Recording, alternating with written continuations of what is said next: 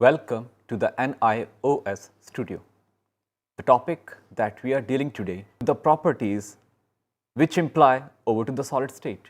And the very first property that came into our mind is elasticity. What is an actual solid? So, a rigid body, which means a hard solid object having a definite shape and size. Its dimension do not change when a force is applied on it, but it undergoes changes in the dimension. First of all, we need to understand that why do have different types of states of matter. The reason behind the different types of states of matter are the intermolecular forces. Intermolecular forces. The forces which act between the atoms and molecules are responsible for the structure of atom. And the interaction forces between molecules are known as intermolecular forces.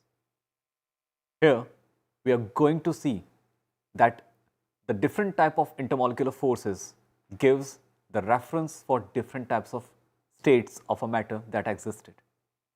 For example, we are already aware that three types of matter existed, that are gases, liquid and crystalline solid. The gases are due to the fact that the spacing between the intermolecules are very large. Therefore, they are not having a definite shape and the size. As you can see here, we are having an empty balloon, and if we try to blow it up, the gases will take the shape of this balloon and the size of the balloon changes. For example, let me try to blow it up.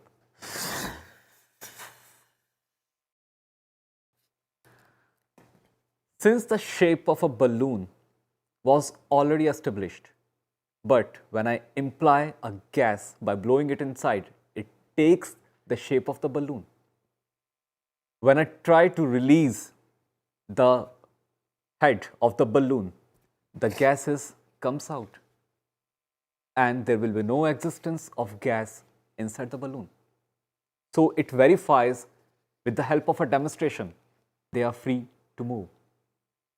But when these gases are cool or compress, the spacing between the intermolecules decreases and turns to be in the state of liquid.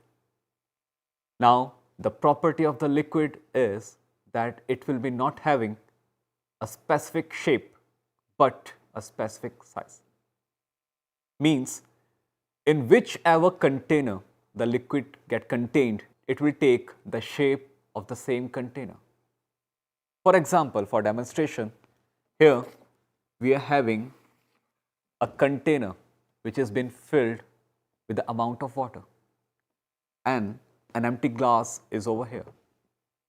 So, when we try to fill this glass, here you can see the liquid takes the shape as same as that of this empty glass. The matter occupy a space. Therefore, we can say the intermolecular forces are strong comparative to the gases. By further cooling, the intermolecular spacing, it will get converted into crystalline solid, and the solid are having the least intermolecular spacing, which consists of high amount of density, and the order or arrangement of the particles are essentially in fixed position particles which are kept together, giving you a perfect dimension in terms of its shape and the size. So, if we try to compress or try to stretch a very hard rigid body, it will not change in the case of its size or its shape. Now, we want to look over to the properties which imply over to the solid state. And the very first property that came into our mind is elasticity. What is actually elasticity? So, we can define it as the property of the body by virtue of which it tends to regain its original size and shape when applied force is removed. As you can see, first demo is a sponge. which is having a definite size and the shape. As soon as I imply a certain amount of force, its dimension gets converted into something lesser than the previous one. But as soon as the applied forces are removed, it regains its original size and the shape.